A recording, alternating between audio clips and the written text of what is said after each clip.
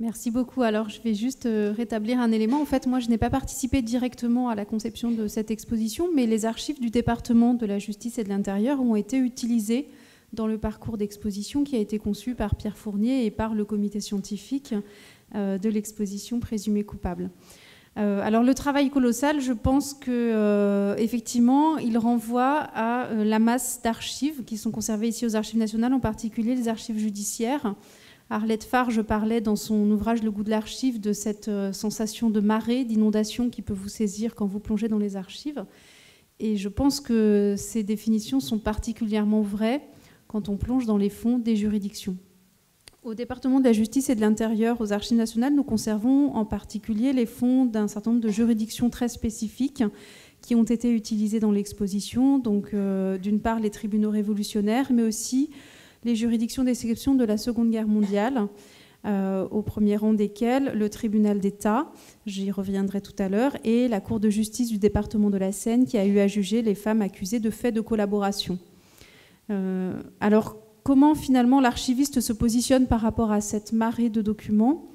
Pour nous, et je ferai encore mienne une des phrases d'Arlette Farge, qui disait que l'archive ne distingue pas les femmes, bien au contraire, et je pense que c'est là un des principaux enjeux de notre travail d'archiviste, dans le classement, dans la description des fonds, parce qu'en effet, ces dossiers d'affaires judiciaires sont constitués de la même façon absolument qu'il s'agisse d'un détenu, enfin d'un prévenu, homme ou femme, et souvent les outils d'orientation dans les fonds ne permettent pas du tout de distinguer les femmes des hommes, parce que ça n'est pas un critère qui est entré en ligne de compte à l'époque du classement et encore moins à l'époque de la conception des dossiers. Aujourd'hui, nous savons que l'historiographie s'intéresse à cette recherche sur les femmes, à la recherche sur le genre.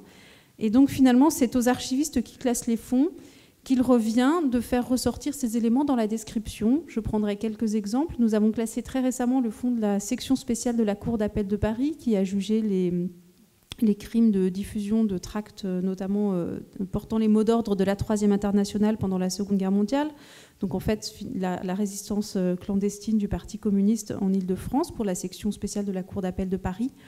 Et c'est en faisant ce travail de description que nous avons fait ressortir systématiquement le nom, le prénom, le nom d'épouse, le nom de naissance des femmes, au même titre que celui des hommes, et que ça nous a permis de faire vraiment ressortir la part des femmes dans ces dossiers de procédure, qui sinon, elles étaient bien souvent oubliées, puisque pour un dossier de procédure qui allait impliquer 3 ou 4 personnes, on donnait le nom du principal prévenu, et donc c'était l'affaire Martin et autres. Mais derrière et autres pouvaient se cacher 3 autres personnes, et en particulier des femmes.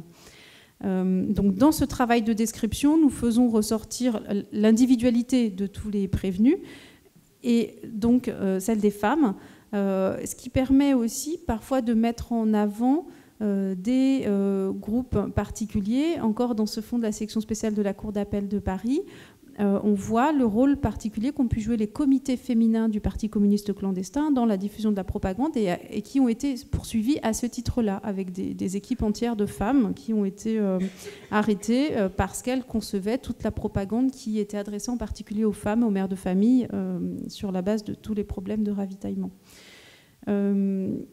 Autre élément, c'est en fait, ce que je voulais préciser, c'était aussi par rapport à ce que l'exposition évoquait. Finalement, la présence des femmes dans ces dossiers de juridiction, elle est très large.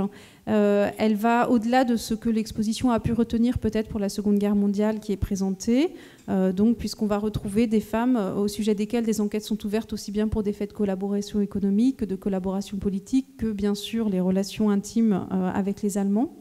Et puis, on a une juridiction pour la Seconde Guerre mondiale qui s'est intéressée particulièrement aux femmes en tant que coupables, mais aussi finalement en tant que complices ou que concernés par le crime. C'était le tribunal d'État, puisque le tribunal d'État a jugé des affaires d'avortement pendant la Seconde Guerre mondiale.